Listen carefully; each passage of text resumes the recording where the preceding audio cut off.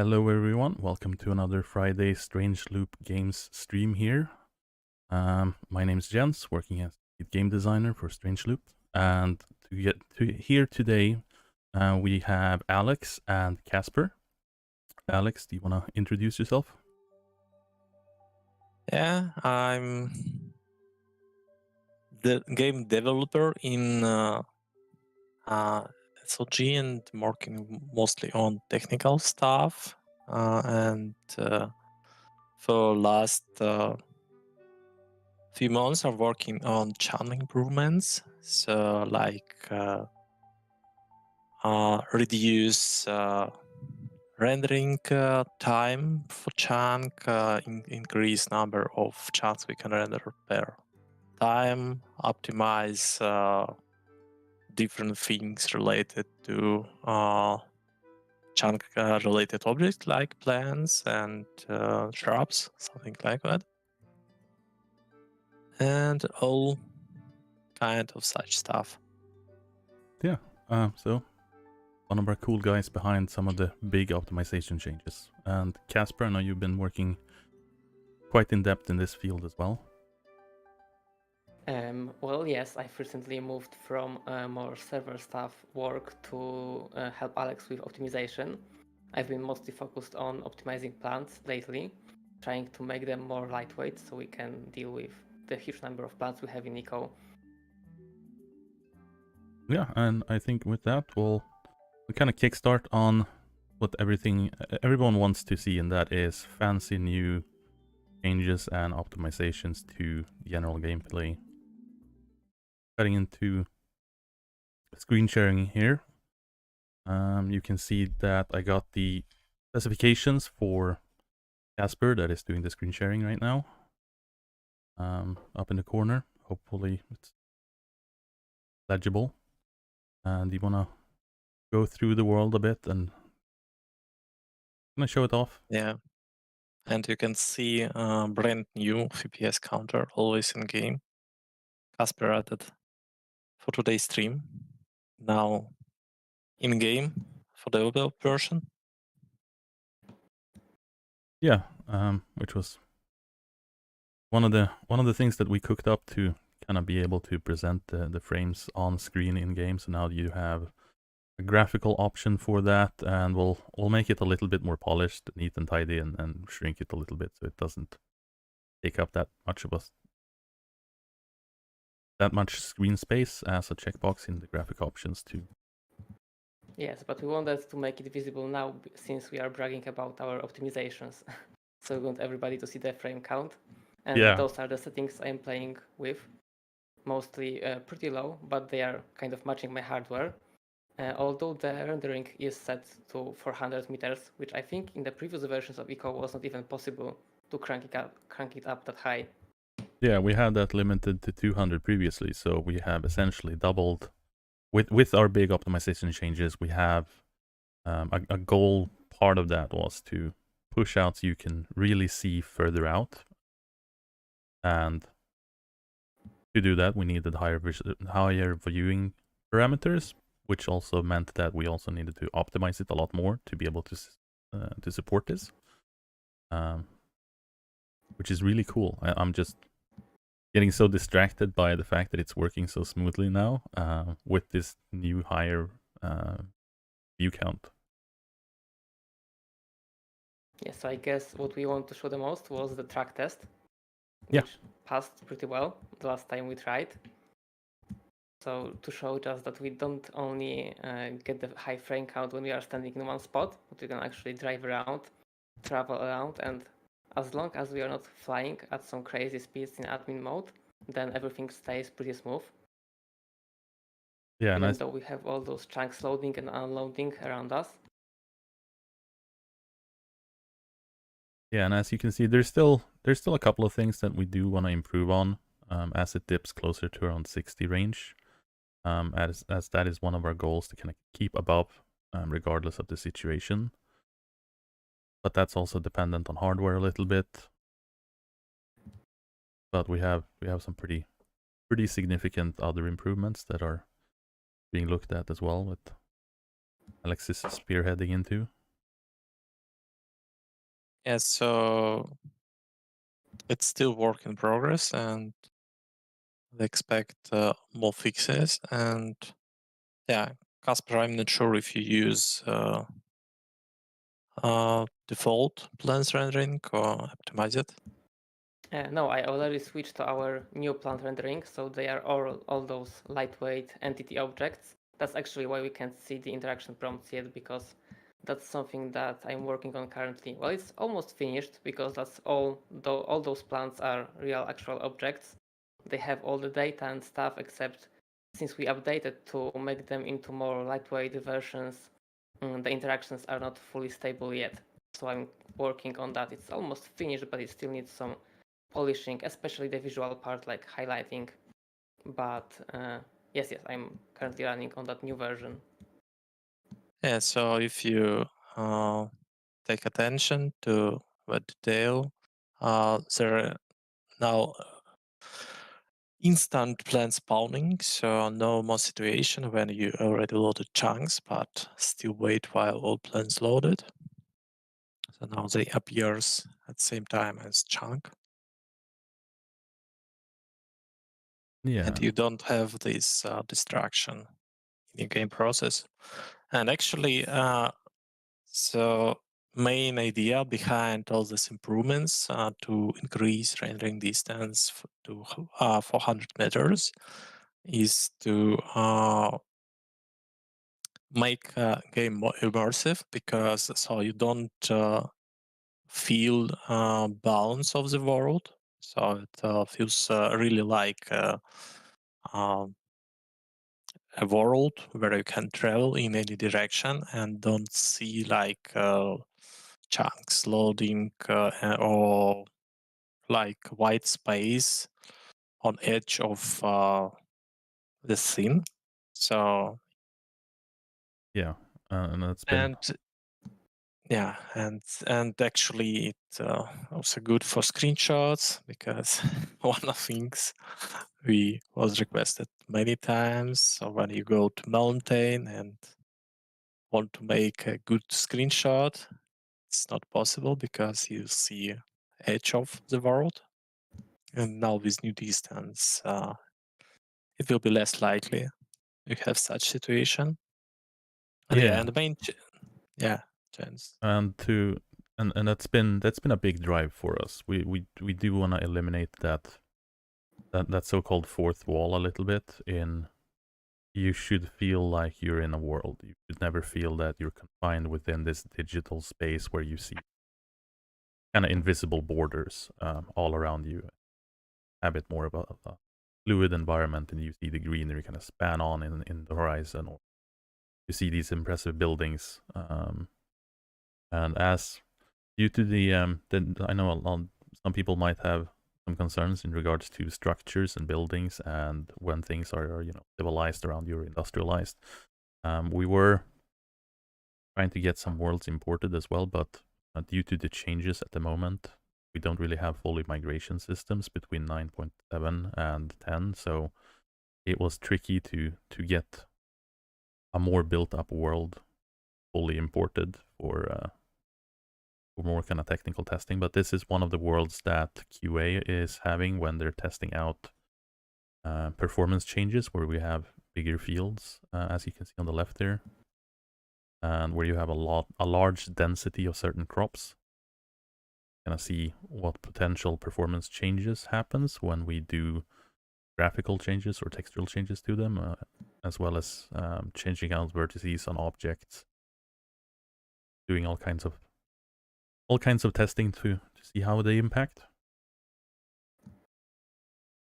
Now, Alex, on the subject of vast, large worlds, where you see things on the horizon, we talked about lodding for a bit over on Discord here and there, but you want to kind of go over the concept of lodding and as a general kind of brief summary of why it's important and where we're using it? Yeah, sure. So as you can see, there are no noticeable difference between 200 meters in our release version and 400 meters in develop. So main challenge for us was to maintain same or higher FPS with increased distance, because you have much more things to render in scene in that case. And so there are different ways how we improved that.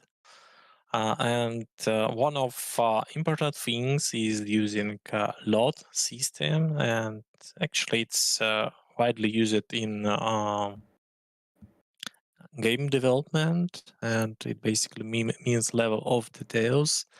And concept of this technique is to use less detailed objects on distance. It usually depends on size of this object on screen. So like how much space on screen takes this object. And so if it's very small, you won't see significant details, insignificant details anyway. So we can omit these details and use less resolution textures, less detailed polygons, and so it all reduces impact on GPU. And yeah, so but because in Echo we have a fully dynamic world with everything you can change with your hands.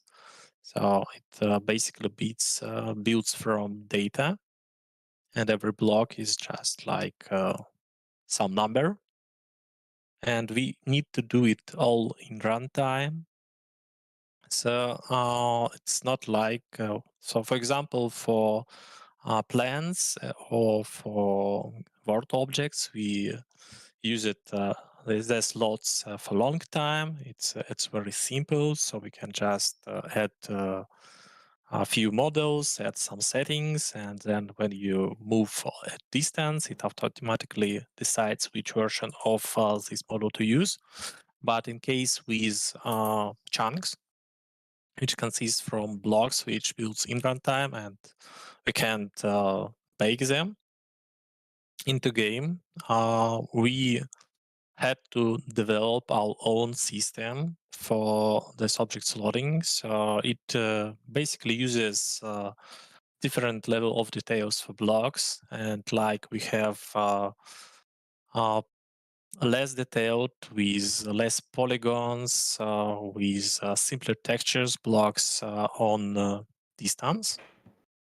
And then we used just cubes for very distant chunks. And so we dynamically build this different level of chunks depending on distance. And then we have system which on demand builds missing levels. So if when you just enter to the world, it just builds simplified meshes for distance, and then when you get closer to that chunk, then it in runtime builds a more detailed version of this chunk. And when you move far away from your initial points, then it builds less detailed. So it all works this way with a fully dynamic system. And yeah, it lets us to render this huge world with high FPS, with minimal impact on your GPU hardware. So it was big improvement. And yeah, and actually we don't load objects for distance more than 200 meters, like in old version, but it not noticeable because you usually only see ground on that distance. And so if you have like a workbench on that distance, you won't see it. But if you get closer, it will load and unload if you move away. So yeah, there was different kind of optimization with limiting loading range, with depending on view distance, depending on yeah, actually Yeah. it's everything about loads. Yeah, I don't think. We actually if I can. we got a couple of Hello? questions. So say for instance, if 100 players comes in with this kind of chunk rendering kind of cranked up to max, and the server then has to provide each player all the chunk data, is the performance going to be impacted due to higher kind of impact on the server because it needs to transfer more information to the clients, or Actually, it's correct. It will need to transfer more information than before, but as part of optimization, we also refactored server code. So now it may group chunks together for different clients. Like before, it had to request chunks per client, and now it has unified processing for all these chunks. So and optimize the system for chunk update subscribing, for chunk updates delivery.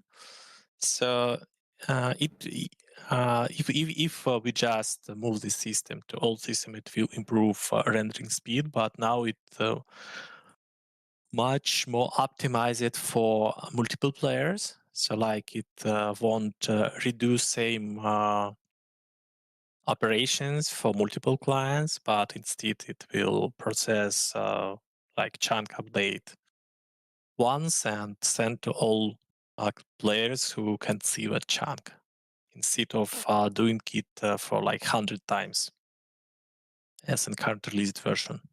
nice. And there is a kind of stretch question here with have we planned for DLLS 3.0? We didn't discuss it yet, Yeah, so but yeah, it probably will be good improvement. I It know. also depends on the Unity support for this feature. Oh yeah, we are on that subject for the like modders and everything.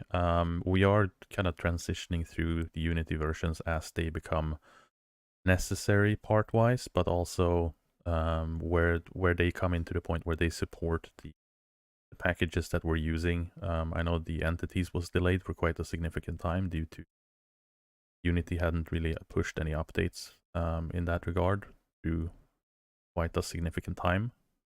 But it's something that we were allowed to start on for when we moved up to 2021. Yeah, we are actually in process of Unity upgrade, newer version, so we can use more features. Yeah, so that's something that's kind of partly limited by the way we have things set up, but also partly by we're hinged on Unity in some areas to release stable versioning of these things or long-term support for them, because we don't want to update to something that's still in preview or beta on their side, just because it would improve it, but those often ends up having to rewrite code for to integrate with halfway through. So it's things that we avoid to kind of not have to do double work in that regard. We have another one for loading in regards to the question for what about game objects, but I'm assuming that he's referring to world objects in general. So like all the crafting stations and all of that. And I think we have some plans for it, but we haven't started yet. Yeah, actually, we already have lots for world objects for a long time. So, and for, yeah, probably not for all, but it's not something we didn't use. But yeah, the actually main issue with chunks, as I described, because they're dynamic and we can't use standard Unity tools for loading. Yeah.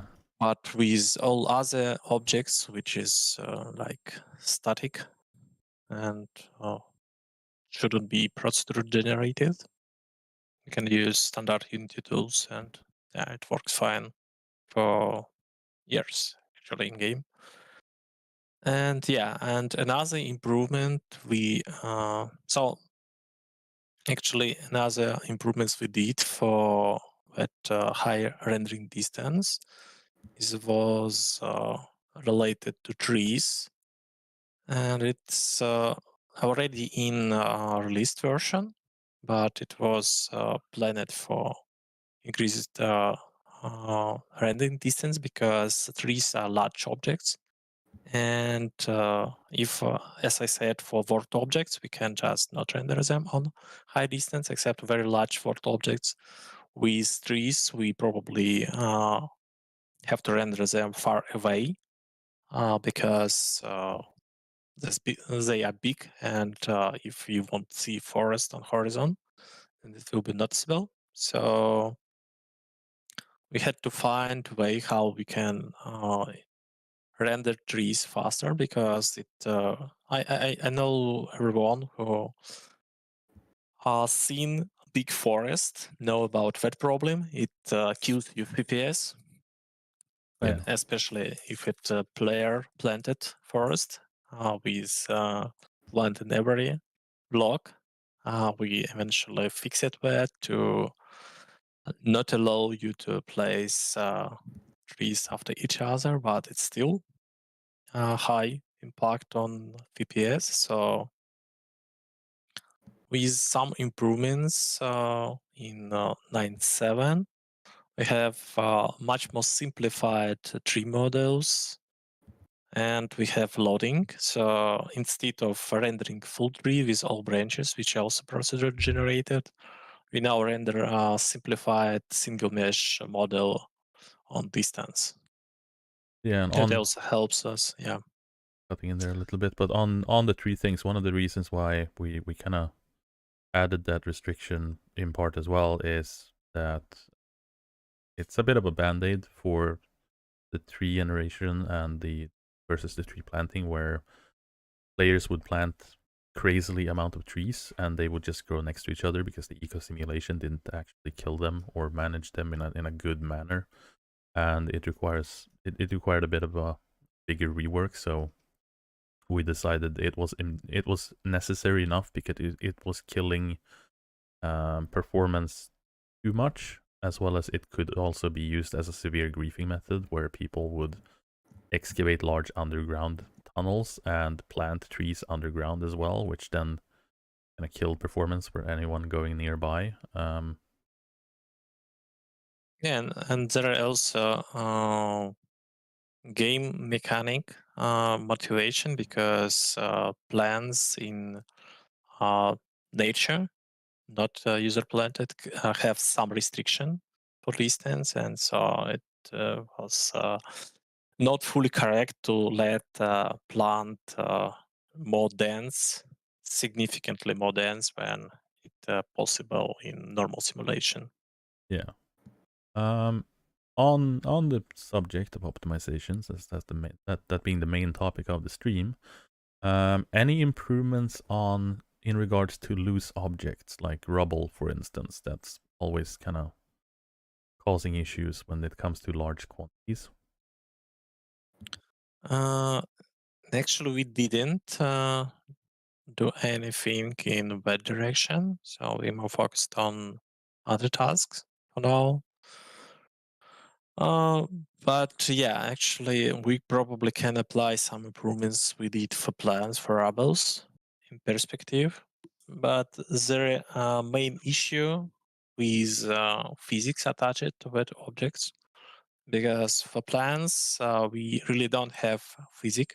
For example, it's only some uh, trigger like physics when you move into plant or when you need to raycast to interact with that plant, but it doesn't interact with rigid bodies like rubbles. And so main issue with rubbles actually is rigid body attached to that object.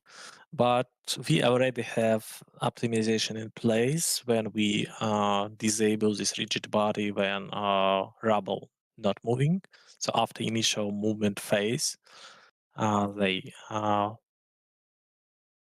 stay in place and basically frozen with simplified physics. And so for such rubbles, we can probably also apply some optimization, which should let us significantly reduce impact on performance and on Unity engine for these objects, because for plants we actually used ECS approach.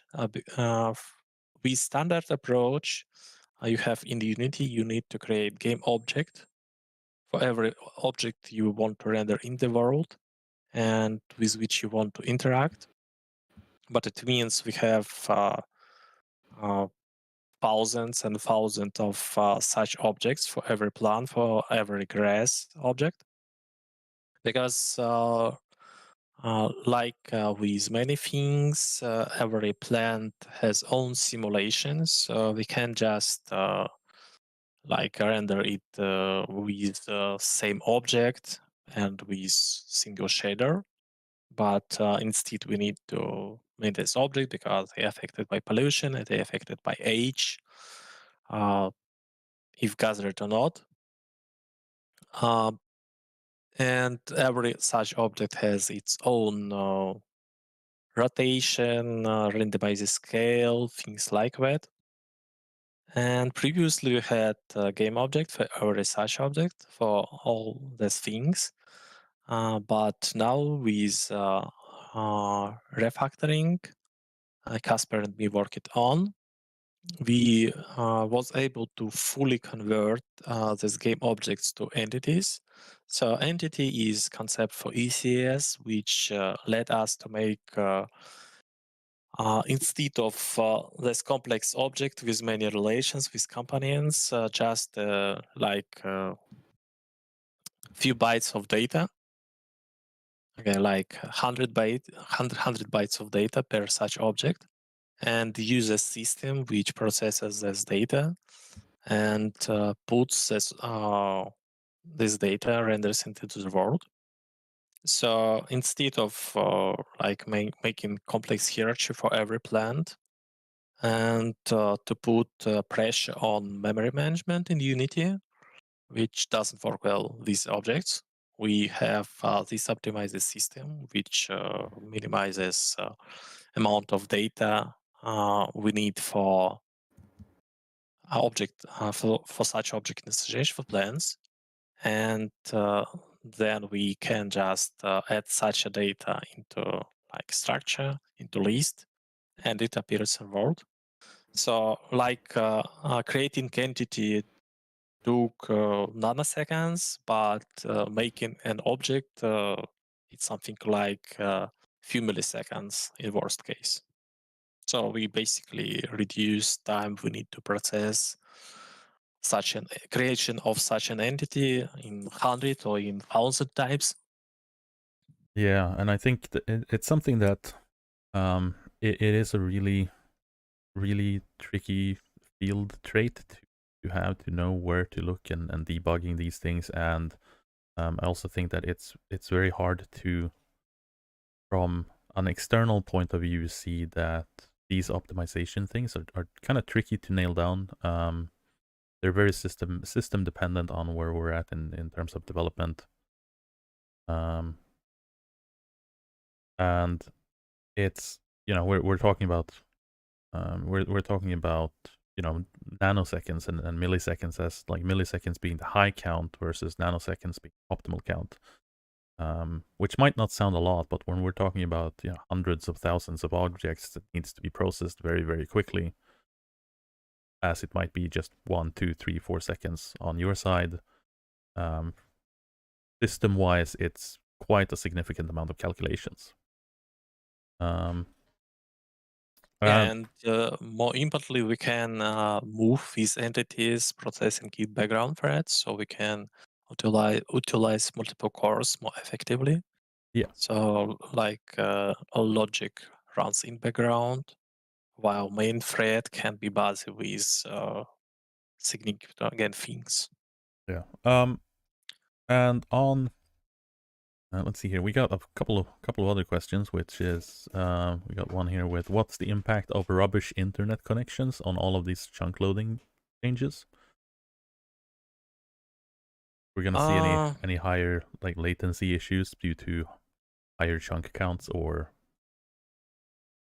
Yeah, actually, it of course will have some impact because it took more time for packet traveling network, and yeah, we have some mechanism which prevents client from over spamming with chunks. So if client doesn't keep alive fast enough, then it may have some delays for delivery because server sends 200 chunks to client and waits while client confirm it ready to receive more chunks. And so you may see slowest chunk loading in that case. So yeah, it's definitely maybe an issue, but you probably will suffer from it for really poor connection. And yeah, we probably may think about some improvements, like on client, you can set how much chunks you're ready to receive before server stops sending new chunks to you. So in that case, you will have some buffer. Yeah, So it's actually easy to fix and maybe done configurable. yeah, I think something like that will probably go into an option config of a couple of presets like network traffic or like network options where you can select between low, medium, high, like slow, medium, fast, or something in those lines. Well, since we are giving more control now to the client over the amount and which chunks are being sent, so that would also go well with this. Kind of similar to what we did with tooltips recently, which was adding caching and trying to sort of take care of those high latency connections where we would have to wait for several seconds to open even a tooltip.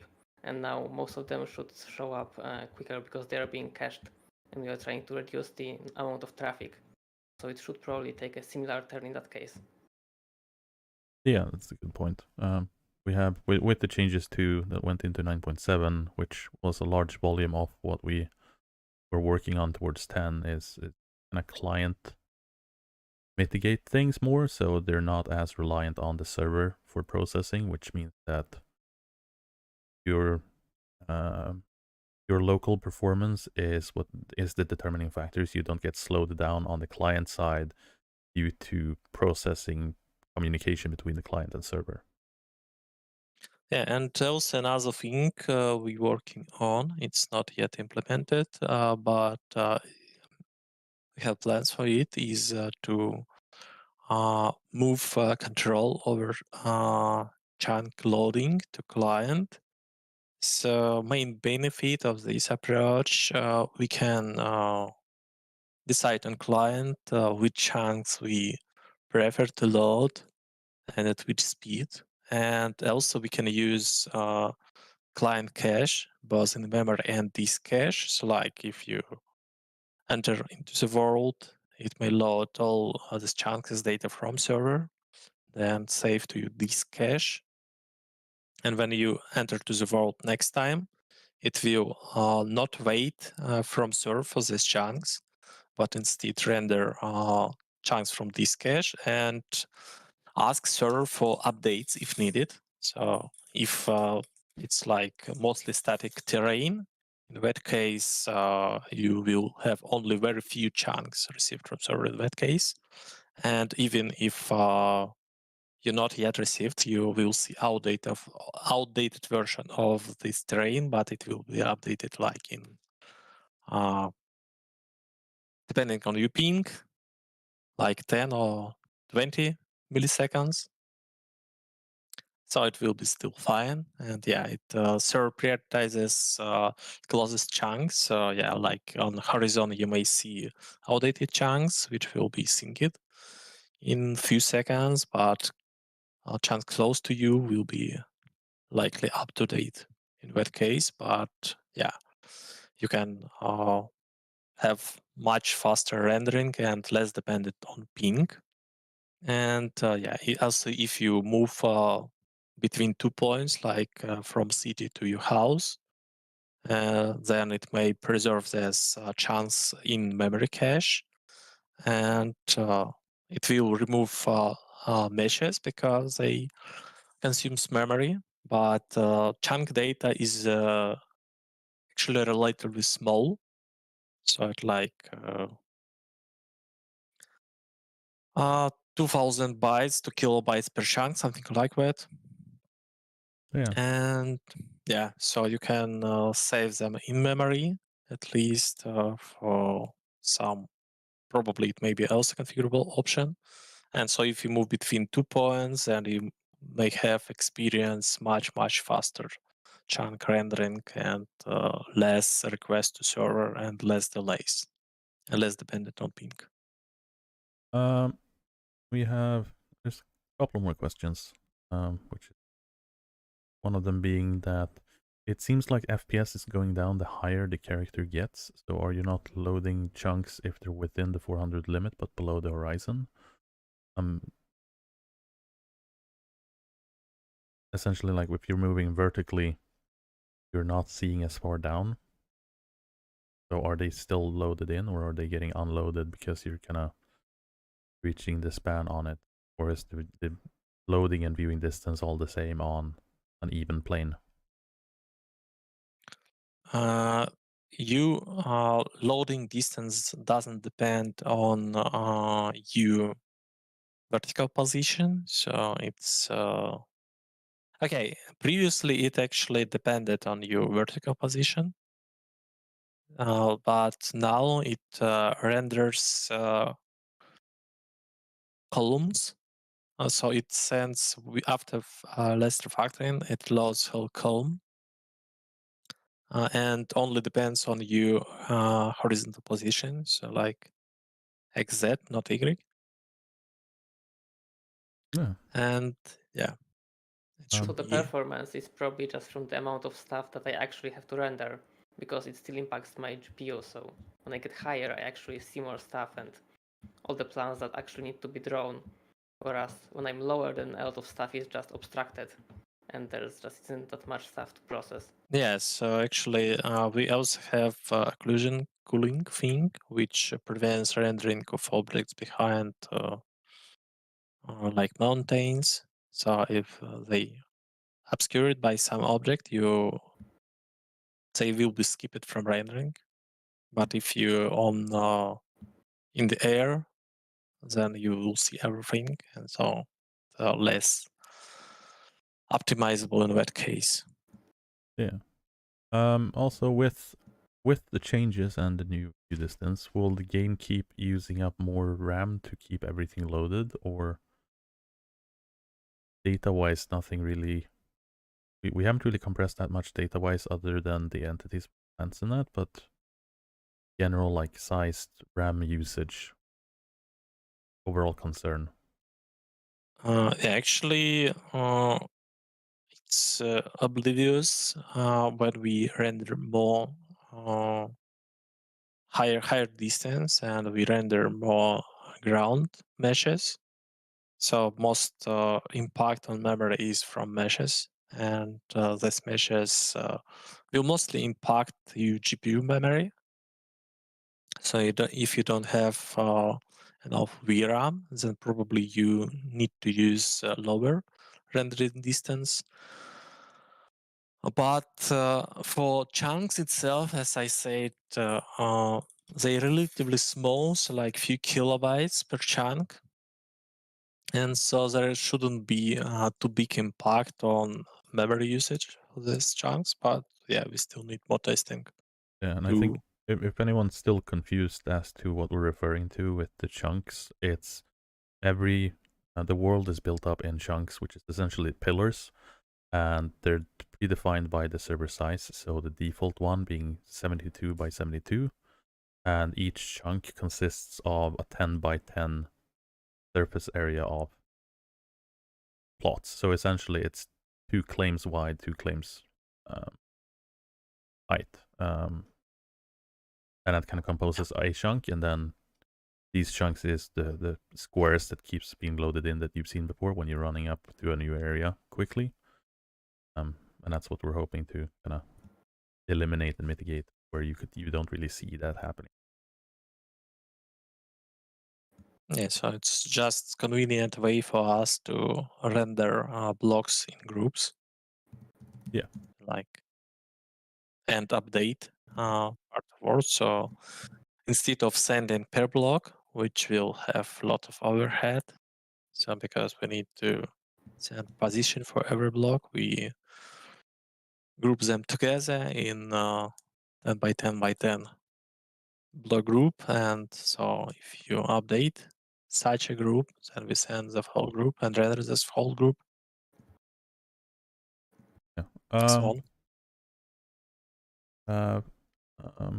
A general kind of generalization question in regards to optimization progress and where we're at now, where we've been, and where we're moving forward with. Is it possible objectively to know kind of the percentage rate of improvements in performing, say, in upcoming years and through eco development, or is it always kind of a leap into the unknown of how much we cut down in memory costs and performance in general? Yeah, it's actually a performance thing which is hard to predict because usually it's like iterative process when you uh, do profiling. So use specialized tool to understand how fast parts of your system works and how much memory it consumes. And then you start looking into code and trying to understand problem, trying to find solution. And so it's not like you may predict such things. So sometimes you may have idea, but even for some brilliant ideas, they not always works, and it's not always possible to predict outcome of a change. So it's like most science and programming when you have some theories which you need to check. Yeah, I think it's a very tricky thing to answer because it's so much trial and error. Very much the scientific method approach to it, where we see that something could potentially be an issue, like the plants, for instance, where we knew that changing these out to entities instead would have a potential significant improvement. But it's always hard to gauge how much of an improvement it would have. Where we know that it's valuable to do it, and we do it because it's a good way to find optimization sourcing. And kind of on the subject with the Rubble, we knew that they would be physically heavy, which also would result in a source of big performance impact, where we make them static once they've been sitting idle or they've been unloaded. So that reduces the amount of drain on the system. The LODs being an important part as well. So there's a lot of these key factors where we know changing these out and spending the time to improve them, we know we'll have a substantial improvement. But then there's also points where there could be very small things and steps in between where we see these as we do profiling, and that's something that's also requested by players that run into issues with memory handling, or if you see that your system is using a lot more memory-wise, or dunks out in frames and drops somewhere, we can often request profiling data, which you can get from the F2 menu in game. Kacper can probably show up where you can find some of that data here. So on F2, we have a menu enabling for seeing how the game is using resources and what it's spending those on, in different categories, both network, performance, texture streaming, and kind of where things are going, how long time it's taking to process. And one of these pages has some transforms, and the general one for hitting F11 takes a memory snapshot, so that kind of makes a pool of kind of the data shards over what's being used. And I think Alex can probably explain that a little bit more. Yeah, if I he's the need, one. actually. You're on the receiving end of these snapshots and and these memory. Yeah, actually, as you can see on this, can you return to chunks page?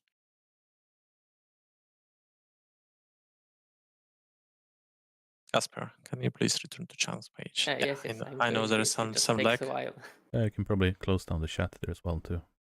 Yeah, okay, so as you can see on this screen, there are chunk groups. It's so for optimized rendering, we group chunks together in another groups like 3 by 3 by 3. So it's in total 30 by 30 by 30 blocks. It's to reduce number of draw calls to GPU. But yeah, I probably don't need to go too much into details, but on this screen you can see a number of load 0, load 1, and load 2 meshes for chunks. So it's like 65 load 0, so higher detail, and 71 for load 1, and load 2 is much higher number, which is just blocks, cubes blocks like Minecraft style, but on distance you can't see them. So there are big improvement in using such simplified meshes, which basically led us to have so high FPS on so big distance, because with every meter you increase radius of your world, you add more chunks than for previous increasement, because the length of circle is increasing with its radius.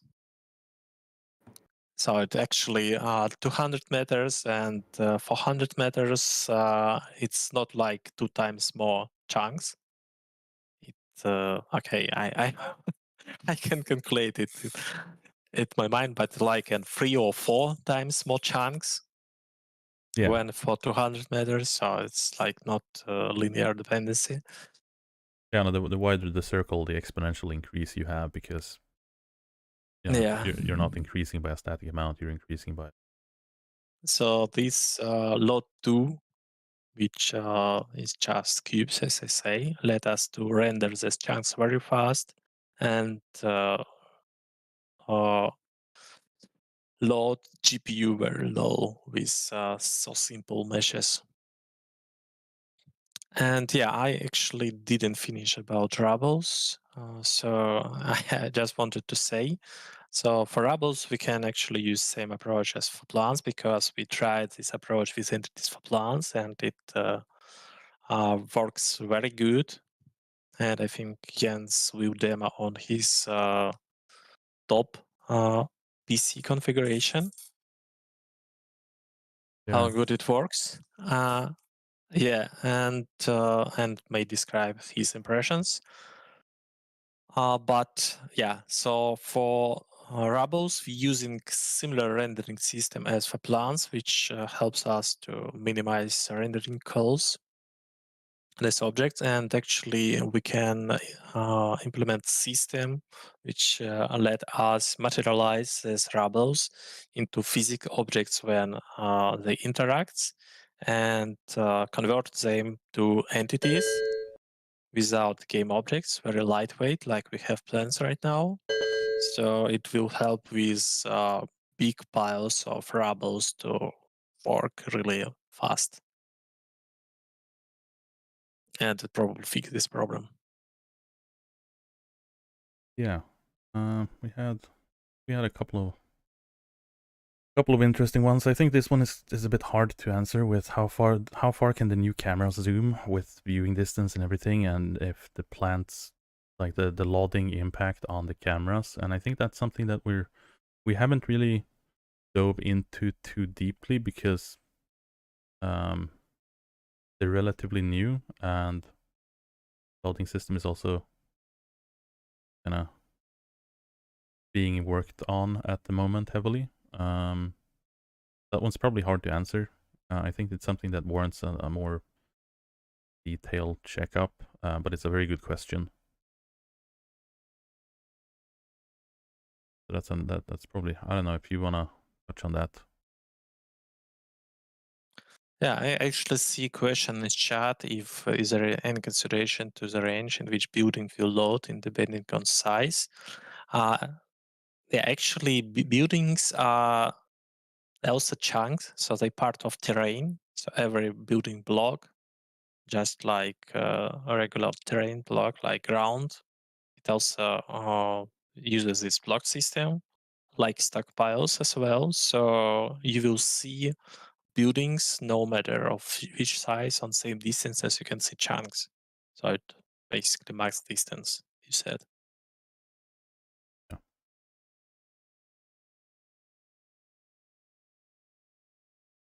Had a couple on the data transfer thing, or on the kind of reporting and snapshotting and that. With can the community help you further by sharing more data? And I believe you have the snapshot there on F11, and I believe there's also can I do a quick pass on just why it's really helpful information, get it and how to send it,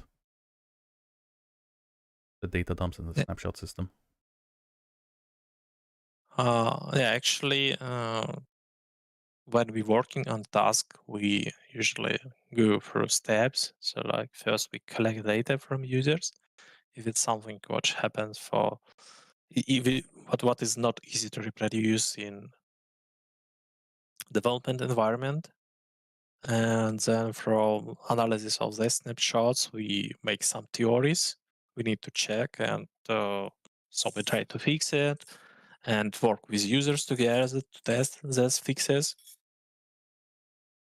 And yeah, and we actually added new improvement, which led us to build development version of game for released version, and also include some fixes.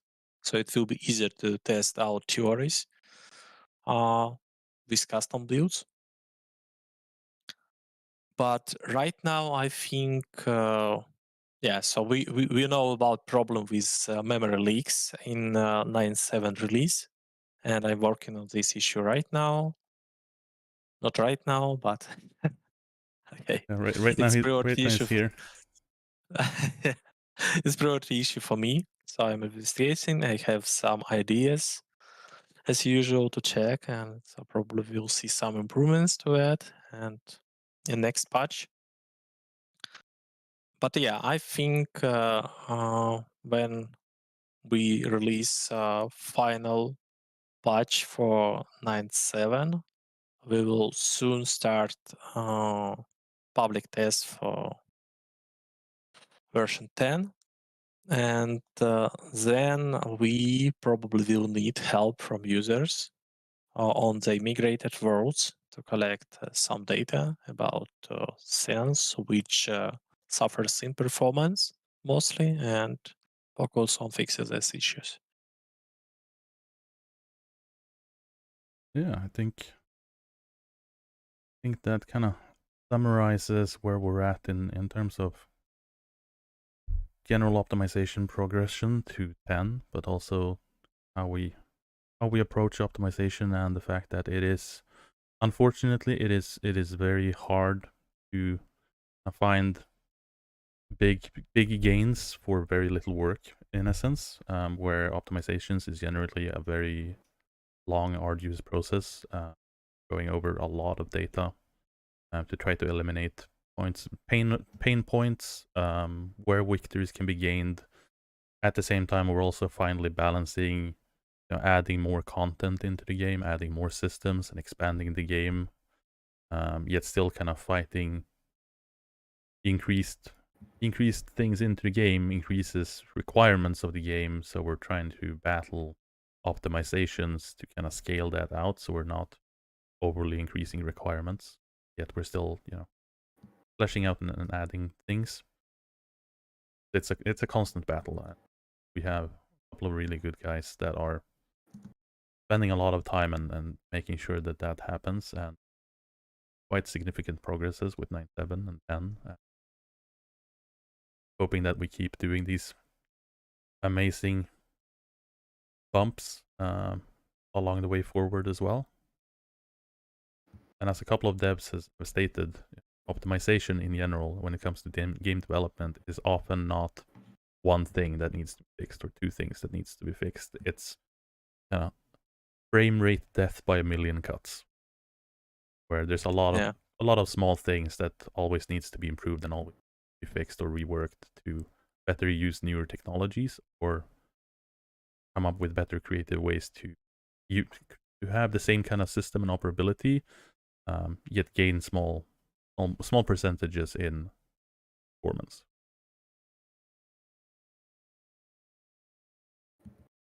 Yeah, I think that's probably it.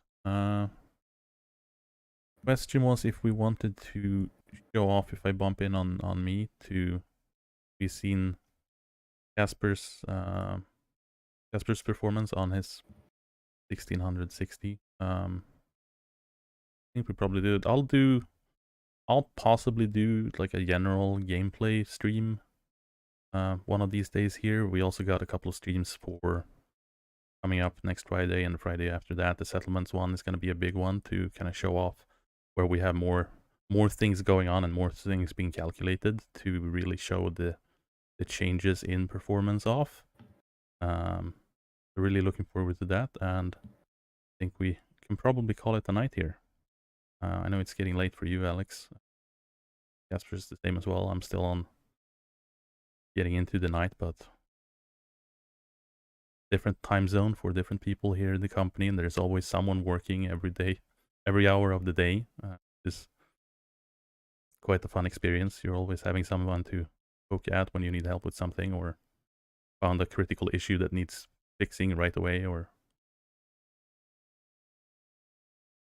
users are always super helpful and guide us and see where specific hardware is having issues, or they found something that's really exploding and causing problems, and then we usually prioritize pipeline it to Alex, and then he emergency fixes it magically overnight. He's a bit of a tech wizard. So yeah, thank you, Kacper, for coming here now tonight, and thank you, Alex. And close out, and see you all next Friday. Thanks, everyone. Thanks for joining.